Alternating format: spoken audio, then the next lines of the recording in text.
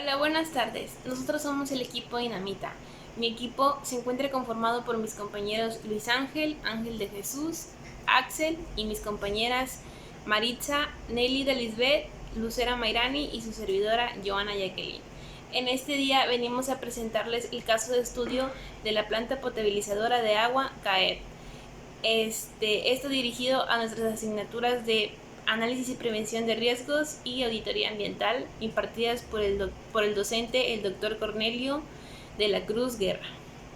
Como objetivo, nuestro interés es relacionar los conocimientos de cada una de nuestras unidades en aplicación de un caso práctico para la identificación y analización de riesgos dentro de la planta potabilizadora de agua CAEP.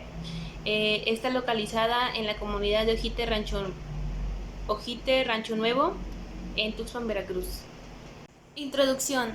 El tratamiento de aguas residuales es un conjunto de operaciones unitarias de tipo físico, químico y biológico, cuya finalidad es la eliminación o reducción de la contaminación o también las características no deseables en las aguas, ya sean naturales, de abastecimiento o de procesos residuales. La finalidad de estas operaciones es obtener unas aguas con las características adecuadas para el uso en el que se les vaya a dar. Existen diferentes tecnologías para potabilizar el agua. Para todas estas se deben de cumplir los mismos principios. 2.2. Planta potabilizadora de agua CAEP. En la ciudad y puerto de Tuxpan, Veracruz, ubicado en el interior del ejido Jite, se encuentra una planta potabilizadora de agua CAEP. Esta planta está encargada de potabilizar el agua para el abastecimiento de 26,000 usuarios. Cuenta con una inversión superior a los 94 millones de pesos y su creación fortaleció el desarrollo y crecimiento al municipio, además de combatir los graves problemas de salud públicas ocasionadas por el mal tratamiento del agua potable. 3. Estrategia de estudio. Esto con el motivo de reconocer y crear soluciones estratégicas ante situaciones adversas que se presenten en el área laboral. La realización de un análisis de riesgos resulta de vital importancia. La planta potabilizadora de agua CAEP no es la excepción. Esta se encuentra ubicada en las coordenadas 20 grados 57,28 norte, en longitud de 97 grados 30,45 oeste, a 9.25 kilómetros de la zona militar de Tuxpan, sobre la carretera federal 180 de Tuxpan-Tampico. Actualmente este proyecto beneficia a 146 colonias y un aproximado de 146,479 habitantes. El terreno total cuenta con 60,002.81 metros cuadrados de superficie. El área exclusiva de la planta está limpia por un cercado principal que rodea un área de 22,903.16 metros cuadrados, como lo podemos ver en las imágenes, y las obras de ocupación permanente cubrirán el área de 10,393.87 metros cuadrados. 3. Estrategia de estudio. Esto con el motivo de reconocer y crear soluciones estratégicas ante situaciones adversas que se presenten en el área laboral. La realización de un análisis de riesgos resulta de vital importancia. La planta potabilizadora de agua CAEP no es la excepción. Esta se encuentra ubicada en las coordenadas 20 grados 57,28 norte, en longitud de 97 grados 30,45 oeste, a 9.25 kilómetros de la zona militar de Tuxpan, sobre la carretera federal 180 de Tuxpan-Tampico. Actualmente este proyecto beneficia a 146 colonias y un aproximado de 146,479 habitantes. El terreno total cuenta con 60,002.81 metros cuadrados de superficie. El área exclusiva de la planta está limpia por un cercado un cercado principal que rodea un área de 22.903.16 metros cuadrados, como lo podemos ver en las imágenes, y las obras de ocupación permanente cubrirán el área de 10.393.87 metros cuadrados. A continuación veremos las colindancias de la planta potabilizadora. En la colindancia norte podemos ver que existe lo del acceso a la planta a través de la carretera Tuxpan-Tampico.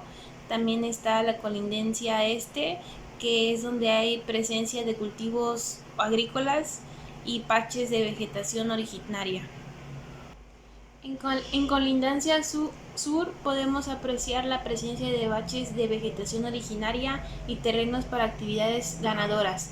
Al fondo, a una distancia mayor de un kilómetro, podemos apreciar al río Pantepec, y en colindancia oeste también con presencia de parches de vegetación originaria y terrenos dedicados a la ganadería. También podemos apreciar al fondo a mayor distancia de un kilómetro al río Pantepec. Es de gran importancia saber que en dado caso de ocurrir algún accidente ocasionado en el almacén de reactivos, los primeros afectados serían los empleados, seguido de la población cercana a la planta. Después también estaría afectado lo que es la flora y la fauna cercana, y por último la contaminación parcial o total del río Pantepec. Planta o proceso en estudio. La planta de tratamiento de agua, al ser una institución que desarrolla un proceso donde se realizan diversas operaciones, el conocer cada uno de los pasos que integran las dichas operaciones resulta interesante. Algunos de los procesos ocupan diversidad de reactivos. Dichos reactivos son de interés dado que las características específicas para la remoción de contaminantes en el agua pueden ser liberados y podrían afectar a la población cercana, por lo que se decidió que el proceso con más susceptibilidad a contaminar y a ocasionar daños a los pobladores es el almacén de reactivos. 1. Auditoría ambiental. 5.1.1 Plan y programa de auditoría. Punto 5.1.2 Plan de auditoría ambiental. El plan de auditoría ambiental se enfoca en la planeación de los aspectos tópicos y a la evaluación asimismo de los criterios y procesos dentro de las diversas áreas de interés de la institución. Esto quiere decir que es un análisis de las actividades y procedimientos que se llevan a cabo dentro de una institución o de un proceso.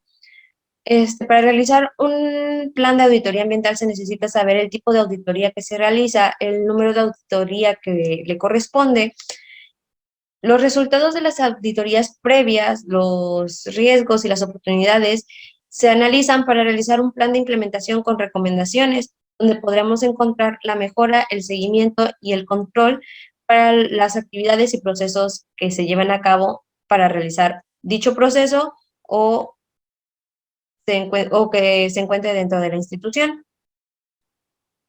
El informe de auditoría se presenta de la siguiente manera. Principalmente cuenta con puntos que no se pueden quitar o no pueden faltar, que es el número de auditoría, el nombre de la empresa, la fecha de realización, el objetivo, de la auditoría, el alcance que quiere tener a realizar esto, la documentación aplicable, que son todas las normatividades y cuestiones legales que se necesitan, el equipo de auditores o el auditor y el compromiso de confidencialidad. El compromiso de confidencialidad es un acto oficial en el cual los auditores o supervisores firman para asimismo decir que no van a decir nada o van a tomar aspectos que se encuentran dentro de la empresa para divulgarlos. Y por consiguiente se realiza un programa de auditoría. En este caso nosotros realizamos el programa de auditoría para el almacén, la generación de residuos de los procesos y el etiquetado de sustancias. También es necesario abarcar un punto de observaciones en el cual vamos a dar las recomendaciones que, que se hicieron y que buscan que en la siguiente auditoría sean retomadas. El punto número 5.1.3 es el PAMA. La planta potabilizadora de aguas que abastece la ciudad de Tuxpan de Rodríguez Cano, Veracruz, se encuentra ubicada en la comunidad del Xóchitl, que es perteneciente al municipio de Alamote, Mapache. La planta cuenta con una infraestructura y es equipada a partir del 2012. Dicha construcción ya cuenta con 8 años de antigüedad y este proyecto de potabilización busca o fue diseñado para realizar la potabilización, para potabilizar un gasto de 720 litros por segundo mediante un proceso físico-químico. La planta potabilizadora cuenta con la normatividad necesaria, que es para los espacios certificados para el mantenimiento y el uso de la planta, así como para los procesos y procedimientos que se llevan a cabo. También cuenta con los estándares y los parámetros de control de calidad registrados por la norma oficial mexicana, la 127 de la Secretaría de Salud de 1994, y asimismo retoma la norma oficial mexicana 230 de la Secretaría de Salud del 2002. Dicho proceso también tiene que cumplir con la certificación de los sistemas de gestión integrados. Esto quiere decir que es la ISO 9001, que habla de la gestión de calidad, y la ISO 14001, que habla de la gestión ambiental. El objetivo de realizar un PAMA para la potabilización de agua es la identificación de riesgos dentro de la instalación, contribuir a la mejora, la gestión ambiental de la planta potabilizadora y así contribuir a mejorar la gestión ambiental dentro de la empresa.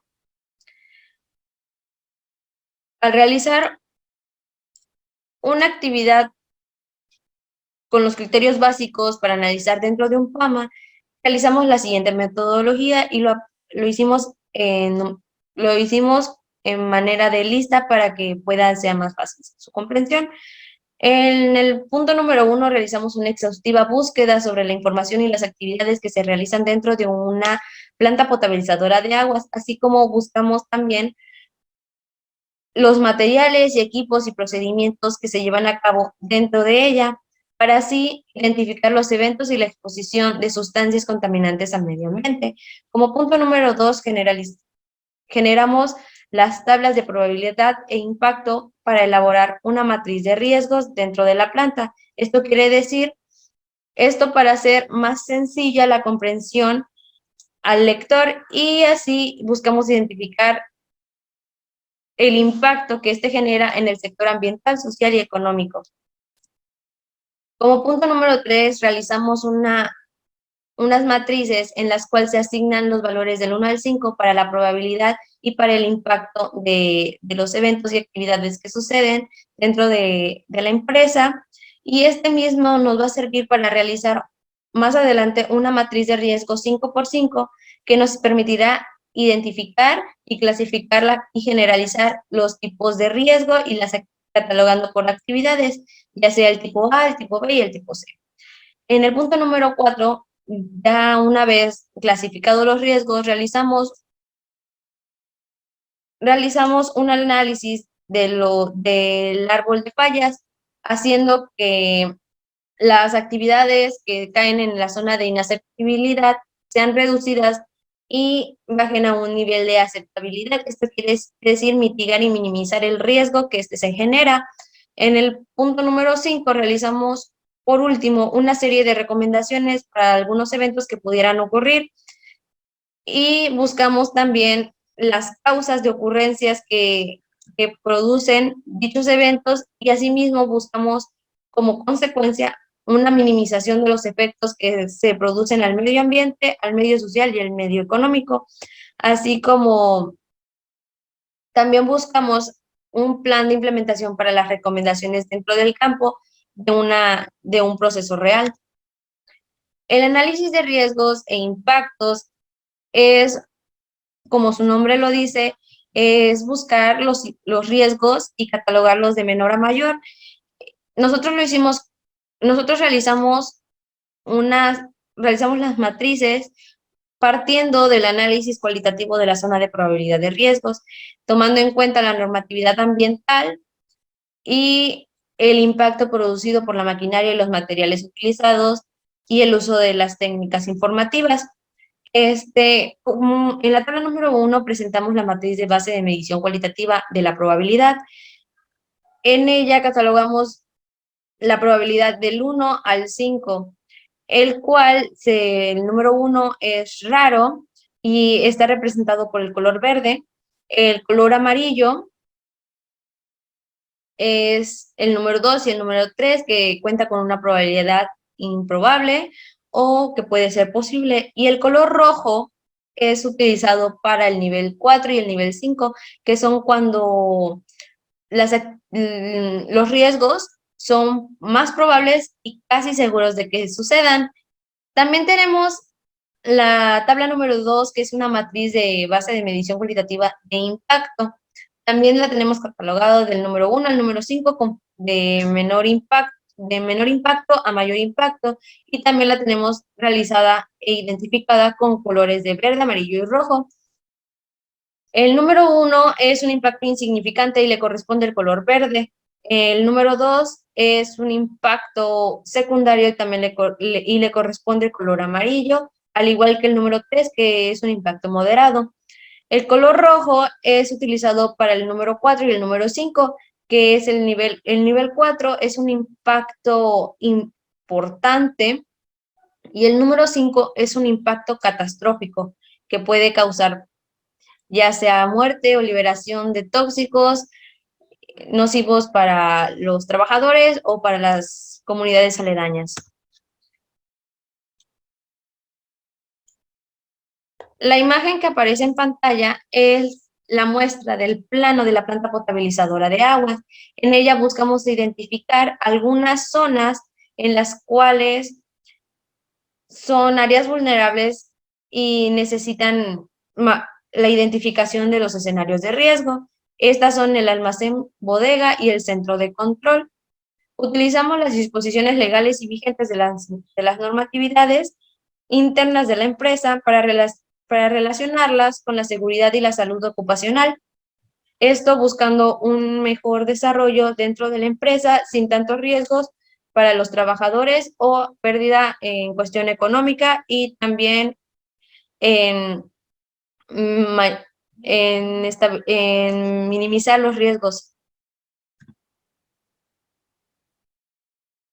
La tabla que aparece en pantalla es una tabla para la identificación de escenarios de riesgo. Tenemos identificada el área de almacén y bodega y el área de centro de control. En ellas podemos encontrar las actividades. En el área de almacén encontramos la actividad que es el uso de sustancias químicas y los riesgos y fallas que pueden presentarse dentro de dichas actividades es el derrame de alguna sustancia química o que alguna sustancia se encuentre en mal estado y contaminada.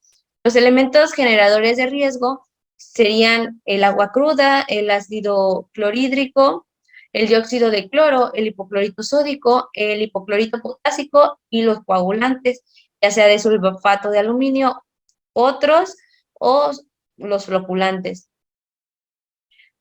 Otra área de la planta potabilizadora que es vulnerable es el centro de control y las actividades son la sobrecarga de la instalación del tratamiento de aguas potabilizadoras y también, y también tenemos como riesgo y falla la falla de iluminación, la falla por un error humano o la falla del inmobiliario.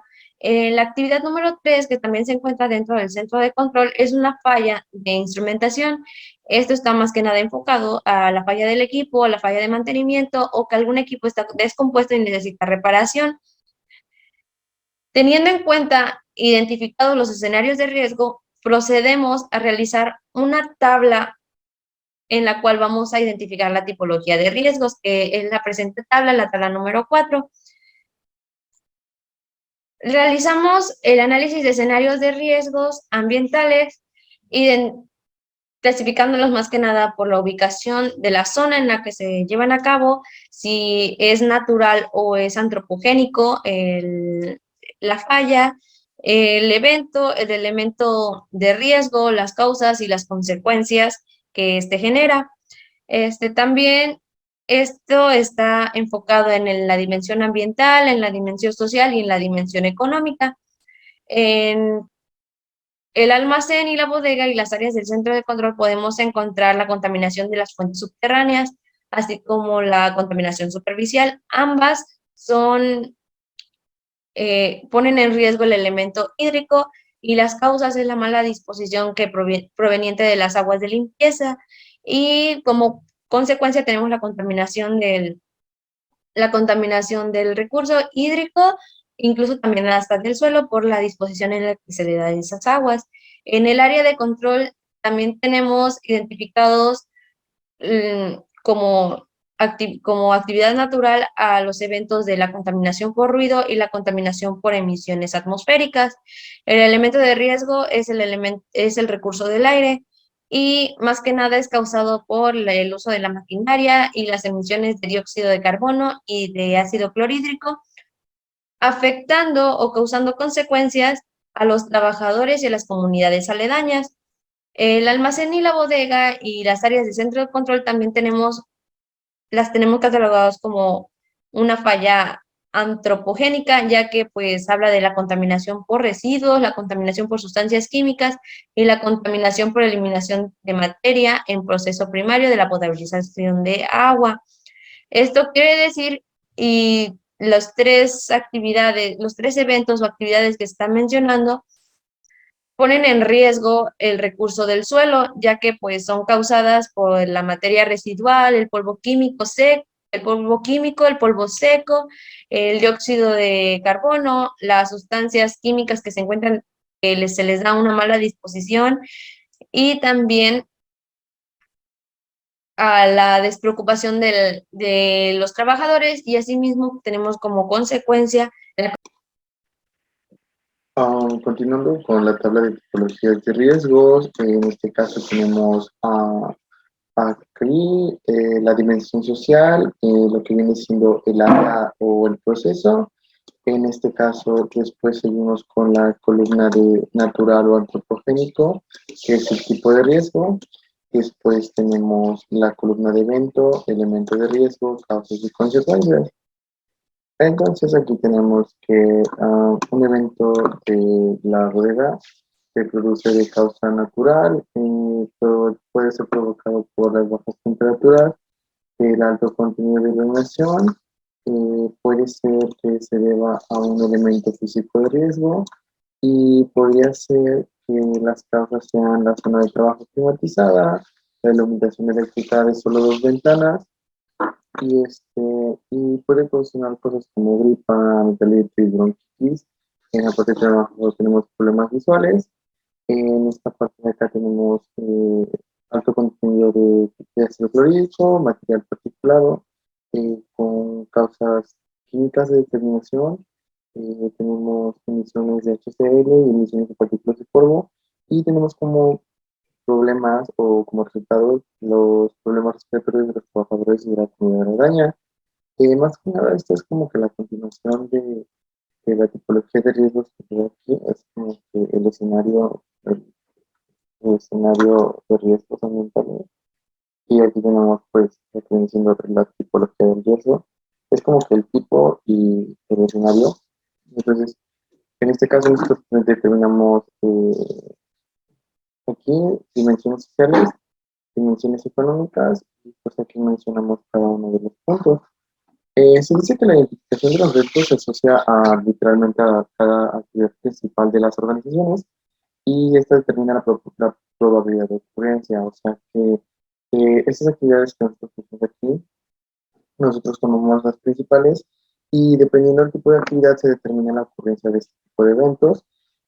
Para lo que estamos en la matriz que viene aquí adelante, donde catalogamos el número de evento, la probabilidad del evento y el impacto, ya sea ambiental, social, económico. También tenemos la magnitud del riesgo ponderada gracias a la tabla a la fórmula que está aquí abajo, que vamos a ver apenas, y el tipo de riesgo se puede clasificar como A, B o C, siendo C los de menor o un riesgo aceptable, los del B con un riesgo intermedio y con los de la un riesgo urgente.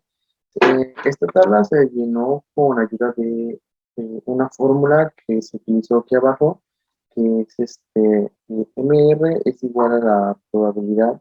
MR es magnitud de riesgo. La magnitud de riesgo es igual a la probabilidad por el impacto.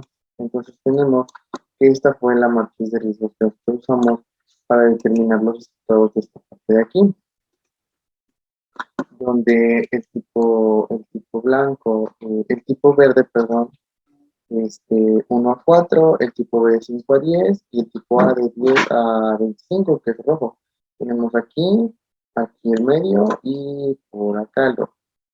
Estos resultados obtenidos en la matriz nos ayudaron a generar una tabla con las recomendaciones que nos brindó la causa concreta, la consecuencia y el tipo de riesgo que se presenta en dichas áreas.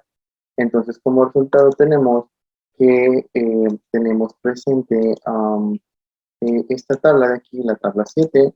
En esta tabla es más que nada recomendaciones generales de las actividades de trabajo generadas.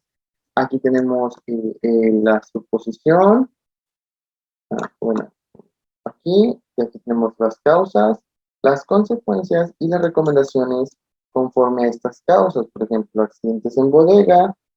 Una recomendación sería llevar un control de las actividades dentro de la bodega y las soluciones. Liberación de ácido clorhídrico. En caso de que este ácido esté en contacto con el personal, tener asistencia médica. Aquí tenemos el riesgo determinado y tenemos que este riesgo es inaceptable. Acá tenemos cada una de las situaciones propuestas a partir de la información que vimos anteriormente en las diapositivas anteriores, por lo que nosotros, bueno, aquí no se alcanza a ver el título, pero dice que es es plan de implementación de recomendaciones de campo. Aquí tenemos más que nada el tipo de riesgo que pertenece, si se ve por aquí.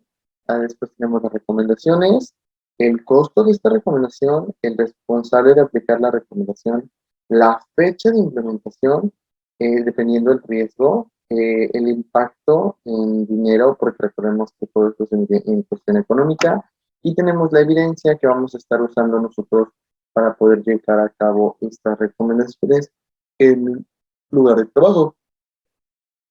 Por ejemplo, tenemos que una recomendación puede ser realizar limpieza de productos y cambiar producciones naturales como el vinagre, utilizar productos orgánicos libres de contaminantes, revisar la maquinaria, revisar los empaques y embalajes. Tenemos cuánto nos va a costar hacer todo este proceso. Tenemos el responsable que se va a encargar de este proceso. Está aquí el tiempo de implementación. En este caso, aquí están apellidos. Aquí es Luis Ángel García Cervantes, Lucera María Ramos del Ángel. Aquí tenemos Axel Aranarán. Nosotros somos encargados en este supuesto, por lo que cada uno de nosotros tendrá que implementar más que nada estas recomendaciones en base a los resultados de eh, esta tabla y esta tabla. Se puede decir que con esta fórmula, con esta tabla, sacamos esta tabla de aquí y esta tabla nos ayudó a hacer recomendaciones con esto y esto. Todo esto y todo esto de aquí que estamos viendo como que todas estas dos y estas dos son medidas de mitigación para esta tabla. ¿Ok? Después tenemos ya lo que viene siendo la parte del análisis de riesgos. La primera parte del análisis de riesgos habla de la identificación de las problemáticas o áreas críticas. Por alguna razón, esto me enseñó esto, pero no, esto no va aquí, ¿ok? Tenemos que la identificación de riesgos, primero que nada, es una disposición legal vigente en las normativas impresas de las normativas de cada empresa. Eso se relaciona mucho con la salud ocupacional de los trabajadores, en el historial de las pérdidas y el análisis de las causas potenciales de incidentes. ¿Qué nos va a ayudar la identificación de problemáticas? Nosotros al identificar una problemática podemos prever algo que ya pasó o que puede volver a suceder por el índice por el índice de sucesos, o no recuerdo el nombre exacto, pero es por el índice de acontecimientos, ¿ok? Aquí tenemos lo que es un ejemplo aquí de los ejemplos de peligros de tratamiento. Tenemos el suceso peligroso y la fuente del peligro, ¿ok? Por ejemplo, tenemos suministro eléctrico, que es el suceso peligroso o la fuente de peligro. Y aquí tenemos lo que ocasiona el peligro. Entonces tenemos la interrupción del tratamiento de agua no desinfectada. Más que nada, estos son como ejemplos de cosas que pueden pasar dentro de la planta, ¿ok? De este lado tenemos como que más específico en cada proceso que puede pasar. En el proceso de captación tenemos microorganismos, bacterias, protozoos, nematodos y compuestos orgánicos e inorgánicos. Aquí abajo tenemos que en el proceso de coagulación y en el peligro tenemos los flocos livianos, en la sedimentación, alto contenido de turbidez del efluente, en la filtración tenemos altas tasas de filtración, lavado inadecuado de los filtros, inadecuada granulometría de arena, presencia de cangrejeras y bolas de barro. Aquí tenemos en el proceso de infección, un peligro es la supervivencia de microorganismos patógenos. En el almacenamiento tenemos contaminación de patógenos y en la distribución tenemos el crecimiento de organismos. Recordemos que estamos haciendo análisis de riesgos a una planta tratadora de agua. Entonces, estos dos son dos puntos importantes que tenemos que tomar en cuenta porque estos son ejemplos de riesgos cotidianos que pueden pasar dentro de la problemática de la empresa. Ahora bien, nosotros tenemos aquí en el lado derecho no, en el lado izquierdo tenemos la captación de agua, componentes del sistema, el peligro identificado y la caracterización. En este caso, a lo que a nosotros nos interesa es el número, no hay número, pero aquí dice cloración, el proceso de floración. En este caso, tiene que ver mucho con el área que estamos hablando, porque nosotros estamos hablando del almacén de reactivos donde se almacena el cloro. Por lo tanto, el componente del sistema de agua de la cloración tiene como peligro identificado la remoción no efectiva de contaminantes y la dosificación inadecuada de cloro. Recordemos que el cloro en grandes cantidades afecta a la salud del ser humano. Nosotros tenemos catalogado este problema como muy grave, ¿ok? Y aquí tenemos un pequeño análisis FODA acá de la planta potabilizadora de agua. Las fortalezas son que cuenta con personal capacitado, maquinaria óptima, estrategias que abarcan la mayor cantidad de agua, se visualiza no dejar sin al agua del municipio. Una oportunidad es que se encuentre un ambiente estable, crea empleos, es un proyecto a corto plazo para la captación de agua. Una debilidad horrible es que la cantidad de agua que se trata hasta el día de hoy no es la necesaria para abastecer como que al 100% de la ciudad. Y una amenaza puede ser que se necesita una planta tratadora y que no se suministra la cantidad de agua necesaria. Una vez identificado todo este diagnóstico de nuestro proceso, pasamos a lo que viene siendo un análisis de riesgos. En este caso nosotros usamos el método de What If. El método de What If nos permite suponer escenarios a partir de preguntas. En este caso tenemos el diagrama del proceso, como les dije que estamos haciendo del edificio de reactivos, y esta es la organización por dentro del edificio de reactivos. En este caso nosotros planteamos, me parece que son 23, pero aquí solo colocamos 9. No, sí están las 23. Entonces, por ejemplo, en la 1 dice, ¿qué pasaría si existe un daño potencial a las personas por ácido clorhídrico? Después tenemos la posible causa, la consecuencia y la recomendación. También tenemos el tipo de riesgo, que en este caso es un riesgo tipo A, que es inaceptable.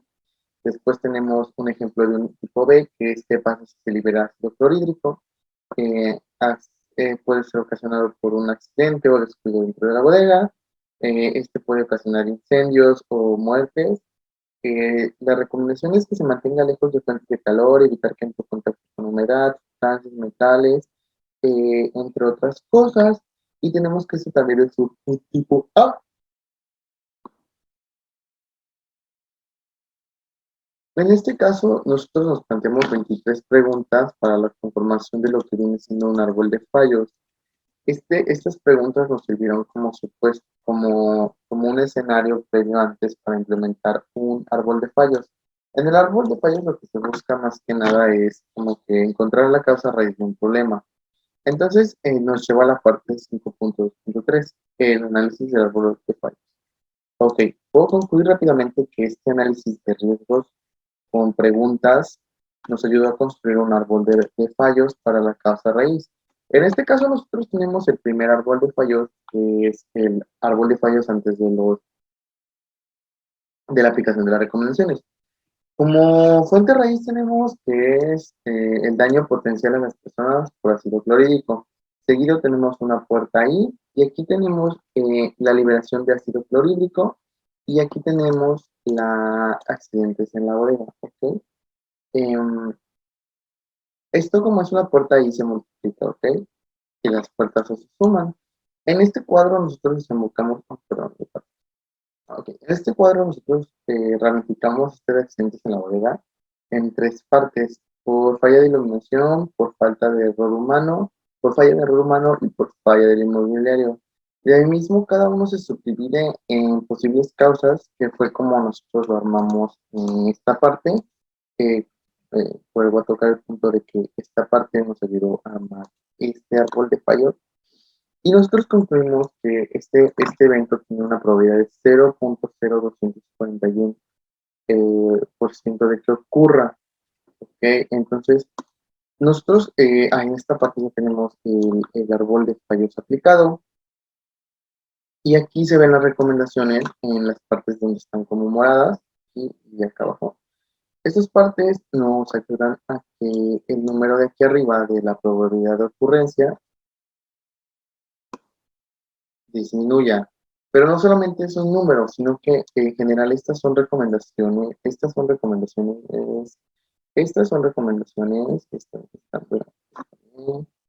y este trabajo son recomendaciones que nosotros podemos evitar para acabar con el problema raíz que es daño potencial a las personas por HCl. En este caso tenemos la continuación, que son las recomendaciones. ¿Cómo lo ves? Mejorar los mantenimientos preventivos, apoyar a los cursos para la certificación de capacitación laboral, trabajar con proveedores certificados y mejorar el ambiente de trabajo. Repito, estas recomendaciones ya las agregamos en esto, haciendo disminuir el índice de ocurrencia de la causa raíz, por lo que este árbol de recomendaciones demuestra ser efectivo gracias a las recomendaciones que aplicamos. 5.2.4 Categorización de riesgos. Luego de la identificación de los riesgos asociados a las principales actividades de la organización, se determina la probabilidad de ocurrencia de estos, haciendo uso de una matriz de evaluación de la probabilidad de ocurrencias, teniendo en cuenta, entre otras cosas, los factores que intervienen. En este caso, se utilizó una tabla en donde se pone una lista del número de eventos, la probabilidad que tendría, el impacto ya sea ambiental, social, económico, la magnitud de ese riesgo, y así vamos a comprobar el tipo de riesgo.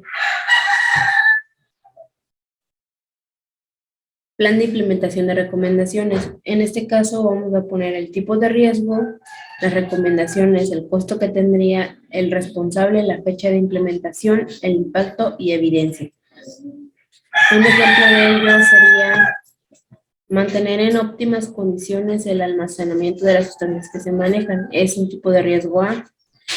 El responsable sería un supervisor ambiental. El costo pues no tiene, porque pues el trabajador es de la empresa. Fecha de implementación constante. Impacto sería a los empleados, la empresa, el medio ambiente, si se llegase a haber alguna fuga de las sustancias. La evidencia sería fotografías y reportes en base a las condiciones del almacenamiento de las sustancias. Al igual que también tenemos el tipo C, sería, por ejemplo, mantenimiento de los equipos de electricidad. Es un costo de 1,500, ahí tendría que estar un técnico eléctrico, el supervisor. La fecha de implementación sería 1 mes, los empleados son los afectados y la evidencia sería fotografía y bitácora de mantenimiento del equipo eléctrico. y así sucesivamente con los que se muestran aquí.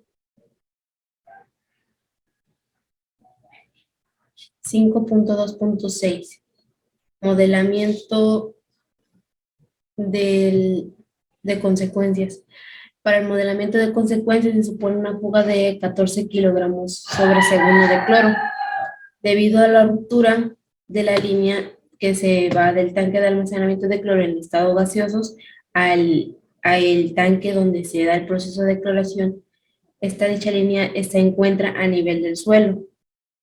La línea tiene un diámetro de 2 pulgadas con un flujo volumétrico de 0.01 metros cúbicos sobre segundo. El escenario meteorológico es estable con una temperatura promedio de 22 grados centígrados. ¿Cuánta cantidad es derramada en 10 minutos? Primero se tiene que tener la densidad del ácido clorhídrico, que es 1.4 gramos sobre mililitro, que es igual a 1.400 kilogramos sobre metro cúbico. Después sigue lo que es el oxígeno, perdón, la longitud, que es de 2 pulgadas, que es igual a 5.8 centímetros, y esto es igual a 0.0508 metros. El flujo volumétrico sería de 0.01 metros cúbicos sobre segundo. La comprobación del flujo másico es en base a esta fórmula, la densidad, que son 14.000 kilogramos sobre metro cúbico, por el flujo volumétrico, que es 0.01 metros cúbicos sobre segundo. Esto es igual a 14 kilogramos sobre segundo. El volumen sería igual a 8.400 kilogramos derramados en 10 minutos.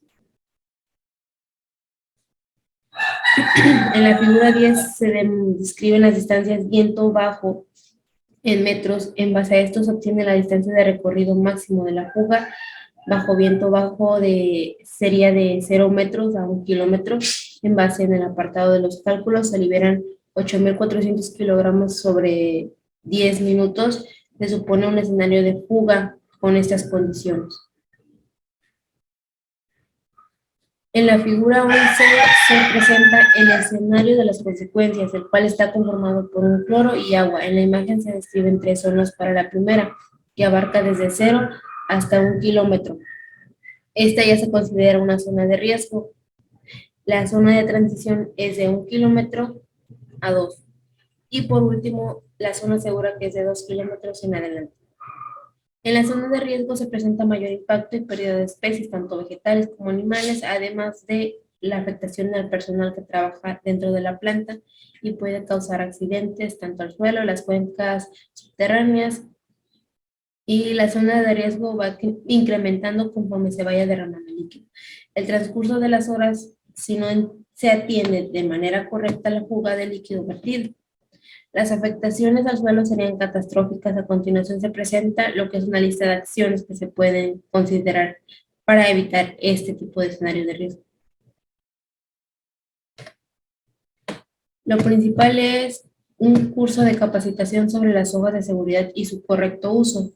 Dotar al personal del equipo de protección adecuado para la realización de sus actividades. El monitoreo constante de las condiciones físicas de los equipos, la implementación de mantenimientos correctivos, creación e implementación de un plan de respuestas para contingencias, creación o adaptación de las instalaciones donde se encuentran colocados, ya sea el tanque para la captación en dado de un accidente o fuga, reconocimiento y enlistado de las especies vegetales y animales que se encuentran alrededor de la planta, para conocer su estatus de riesgo conforme a la NOM 059/2001.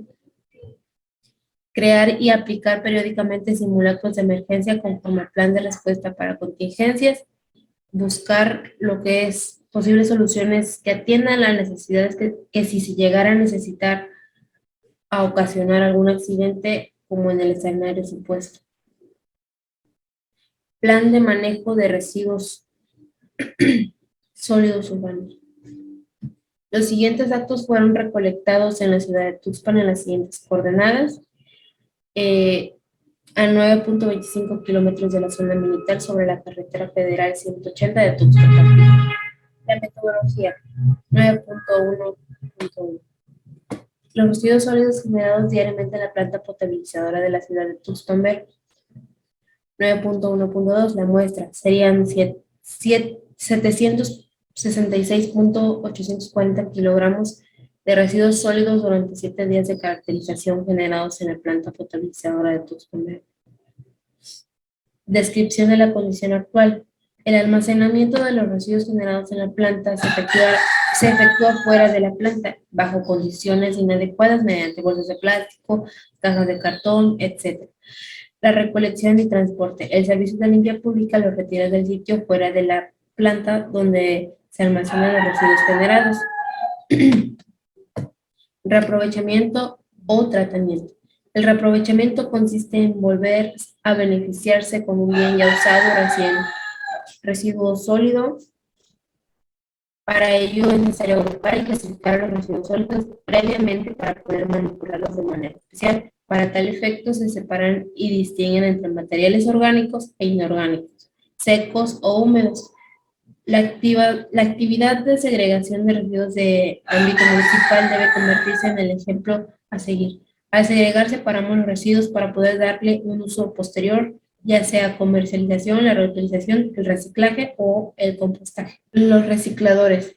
Los recicladores segregados, o acopiadores informales son personas que recogen, utilizan y comercializan los residuos expuestos en la vía pública, ya sea de manera directa o generando un valor agregado. Su actividad constituye muchas veces una alternativa a la recolección incompleta de residuos por parte de los municipios. Sin embargo, pueden crear una serie de riesgos asociados a la manipulación y por consiguiente a la salud.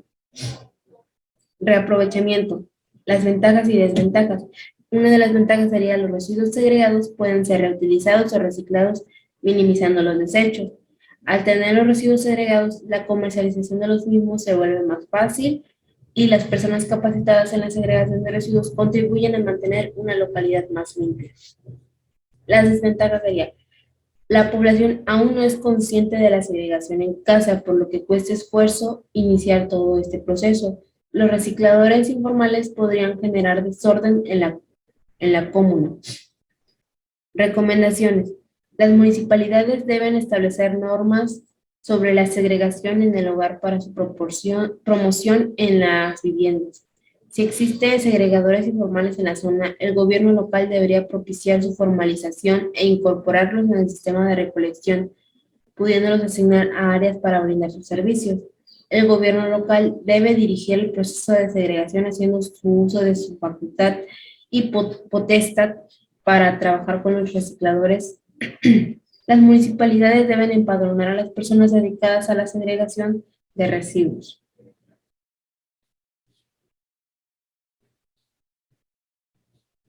Disposición final. Actualmente en la comunidad de Ojite no se brinda el servicio de disposición final. Sin embargo, periódicamente se realizan campañas de recojo de inservibles, las que se depositan en botaderos improvisados. En la actualidad, los pobladores disponen los residuos en la vía pública, lo que forman puntos críticos en las áreas periféricas al ámbito urbano, en especial en el canal que es utilizado para regar los sembríos y en las áreas laterales de la carretera marginal, constituyendo así focos de contaminación por ser hábitat de microorganismos patógenos, vectores, y se contamina el agua, el aire, el suelo y se deteriora lo que es el paisaje. Estudio de caracterización de los residuos sólidos municipales. El estudio se efectuó durante 8 días consecutivos, siendo la fecha de inicio el 20 de mayo y la fecha de terminación fue el 28 del año en curso. Se tomaron 35 viviendas al azar, sin embargo, se considera una muestra de contingencia el de 8 viviendas para tomar el equivalente al 20% del total, teniendo en cuenta el promedio de habitantes por vivienda. Se estimó el número de total de viviendas 200 para el año 2020 en la localidad de Ojite.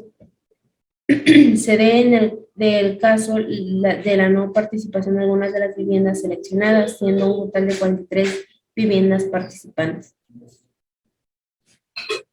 Selección de las zonas para la caracterización de los residuos sólidos. Una vez determinado el tamaño de la muestra, se procedió a una distribución en toda la localidad de Ojite. Para una mejor distribución de dicha muestra, el área de estudio se dividió en 3 estratos, según las existentes actualmente, para luego realizar la distribución de las muestras aleatorias. Los estratos serían A, B y C, que es Pipila, y la segunda, que es B, es Colonia Centro Colonia, y la otra colonia, que es La Breña, y el número de viviendas en cada una. El tamaño de la muestra para cada caso se determinó en función al porcentaje de viviendas con las que cuenta cada sector actualmente. Una vez seleccionada la vivienda, se realizó una entrevista a cada jefe de familia para indicarle de qué trata el estudio, aplicando además una encuesta para percibir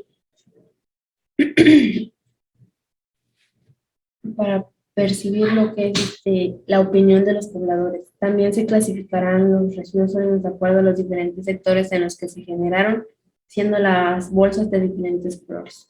En este punto, que es estudio de selección de sitio, esto es para tener una función en las características principales, como lo son su forma, relieve, su topografía, sus riesgos geodinámicos y esencialmente su disponibilidad de uso. En este punto se seleccionaron 3 sectores, para así estas se llamó sector 1, sector 2, sector 3, para identificar las alternativas con área de potenciales en los cuales podríamos ubicar nuestra planta de tratamiento de residuos. En la descripción de la zona, primero vamos a caracterizar la zona 1, que está ubicada al norte de la localidad de Ojite, que fue la localidad que escogimos, que es un terreno denominado Pocutano, a 4.40 kilómetros de la plaza principal de la localidad de Ojite. Esta área es una alternativa que se encuentra delimitada por un polígono irregular que abarca 0.5 hectáreas de esta superficie. En esta área se menciona que pertenece a los campesinos de esta comunidad, que es Ojite.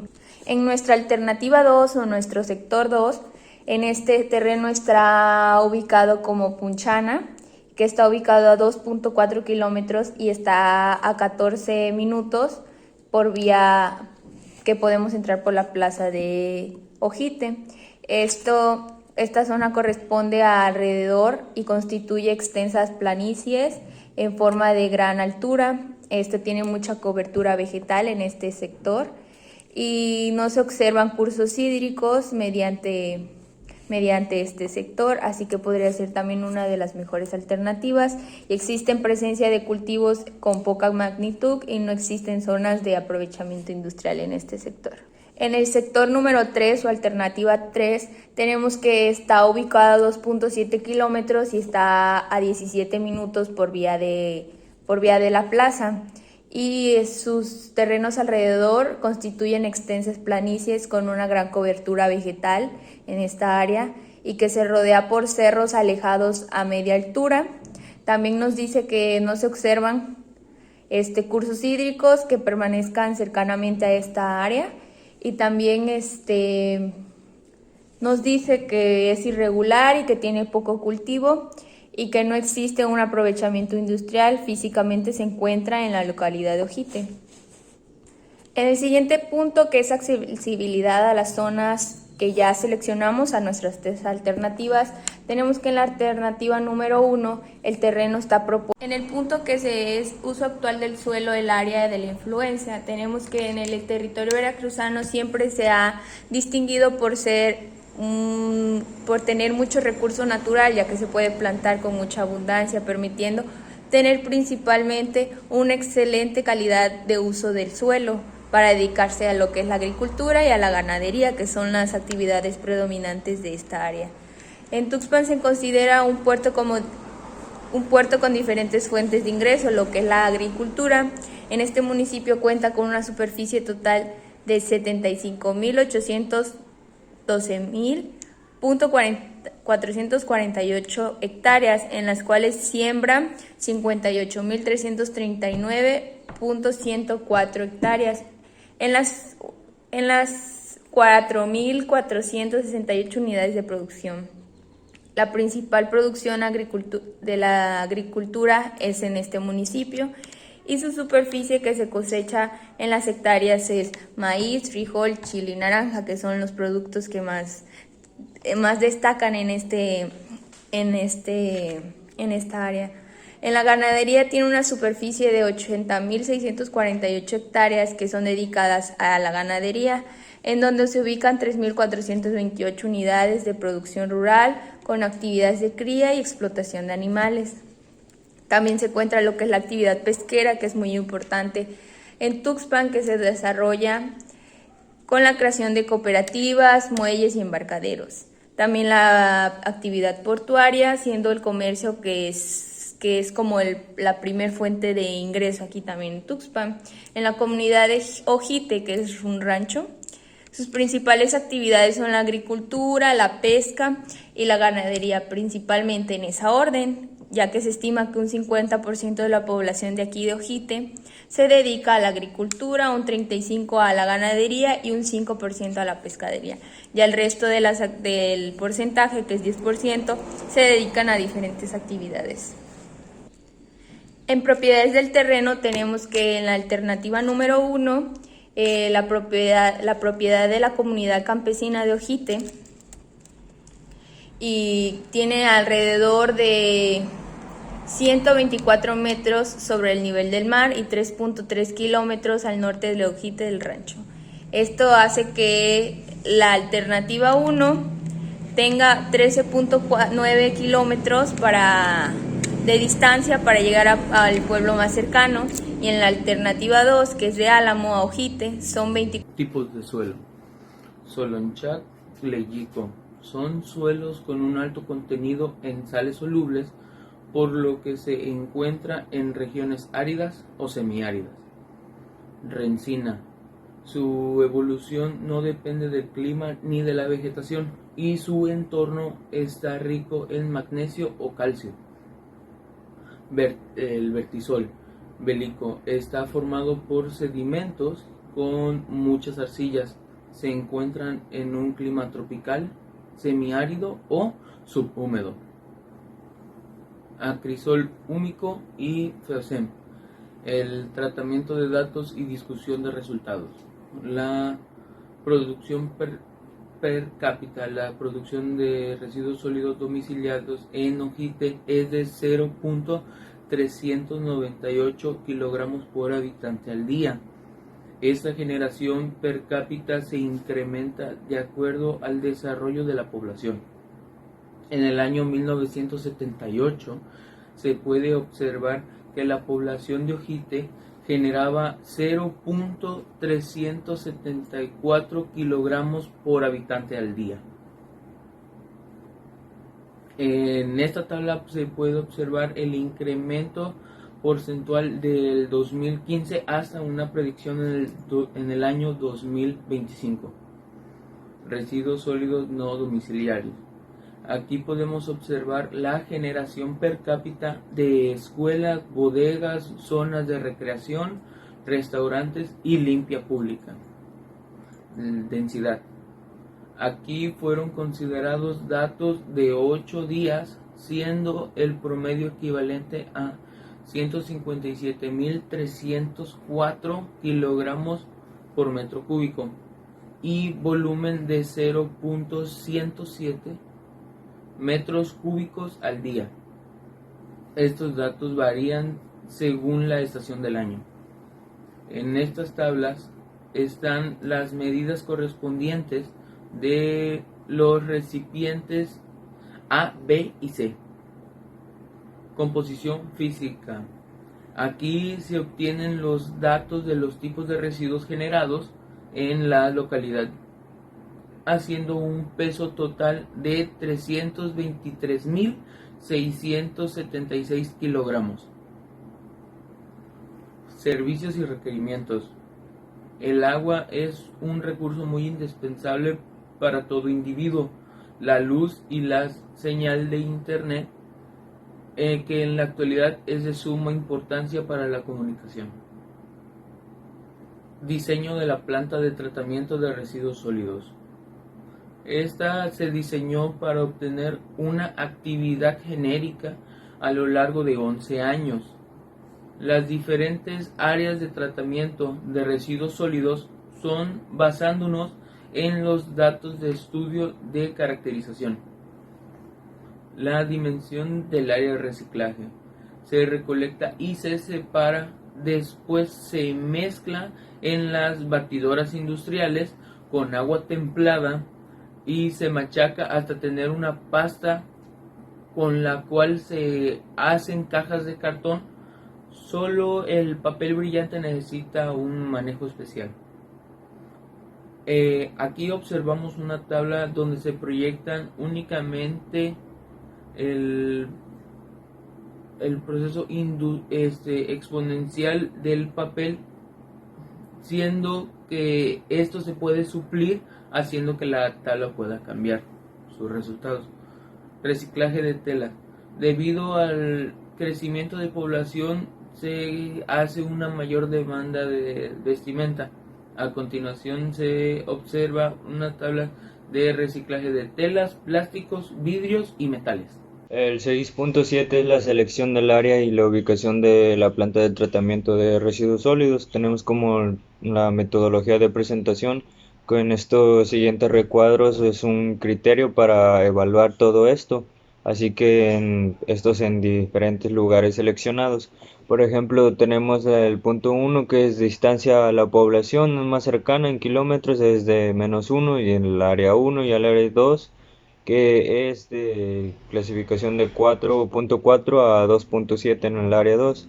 En el siguiente punto es distancia de granjas de crianzas de animales, que es de menores de 1000 y un área igual de -1000. Después en el punto 3 es área del terreno en metros cuadrados, que son 5000 y 7000. Después la 4 de vida útil. Después el siguiente que es uso actual del suelo y del área de influencia, que su uso actual pues no está definido, pero se ubica una fuera de la expansión urbana, y que el área 2 es un uso actual no definido y se ubica igual fuera de una expansión urbana. En el punto 6 tenemos la propiedad del terreno, que esto es municipal y prácticamente el área 2 es privada. En el punto 7 tenemos accesibilidad del sitio, distancias desde la vía, que es accesible desde a través de trocha y carrozal, y accesible a 2 igual por trocha y carrozal. En el punto 8 tenemos pendiente del terreno, que es de un 3%, y en el área 2 de un 1%. La posibilidad de material de cobertura es buena, igual en el punto 2. Profundidad de mapa freático es de 22, mientras que en el área 2 es de 31.8 y la distancia de fuentes del agua superficiales es en el área 1 de 600 y en el otro de 652. La geología del suelo es permeable, es de 4.5 por 10 menos 5 metros por segundo y en el 2 es de 3.75. En opinión pública, pues todos opinan que es favorable, y en 14 el área natural protegida del estado pues no se encuentra dentro de ninguna área y ninguna de la zona igual en la zona 2. Igual tenemos los centros de selección y el reglamento de la ley y las áreas alternativas. Por ejemplo, en distancia de población pues todos deben de ser de -5. Y podemos corroborar que todos estos puntos son viables, así que no hay ningún lugar que esté fuera de la ley, como tenemos todos estos puntos que ya pasaron. Igual tenemos los criterios de selección, y el peso asignado y el resultado obtenido. Igual la distancia de población pues fue el peso asignado pues fue de 7. Igual podemos observar que en las áreas como en los siguientes puntos no se da ninguna sobreexplotación en estos lugares de la zona. Llegamos a una conclusión que el estudio realizado en la planta de la CAE, pues ubicada en la comunidad de Ojite, presenta un edificio de recreativo donde se almacenan los reactivos que se utilizan en el proceso, así como áreas determinadas que son significativas en la cuestión de presentación de peligro. Se realizó una auditoría ambiental para verificar que el correcto funcionamiento y cuidar que no tenga ningún impacto ambiental a esto. Después se usó un análisis de riesgo con el WADIF para la creación de un árbol de fallas, y todo esto modelaría un escenario de riesgo donde se evalúa la liberación del cloro en forma de gas, por lo que se hicieron acciones correctivas para la implementación de soluciones para que éste no contamine más. En base a en los resultados del estudio, se hizo una solución a la implementación de un plan de contingencia para la correcta aplicación constante y la capacitación a todas estas personas que trabajan en este lugar. Y como todos sabemos, es para evitar errores humanos. Además de dadas las características de los residuos sólidos en la localidad de Ojite, se sugiere dar inicio a un desarrollo de un plan de manejo integral de residuos sólidos que contemple el diseño de rutas y de recolección, educación y concientización ambiental, que es algo que debemos de tener todos. La manipulación de residuos peligrosos, generación de ruido, vibraciones, generación de residuos aceitosos y los derrames potenciales de aceite, generación de residuos sólidos, algo así, y todos los que sean inerte, generación de campos electromagnéticos, todo con la legislación ambiental cumpliéndolo, y el mantenimiento de relaciones eficaces con la comunidad y la auditoría ambiental.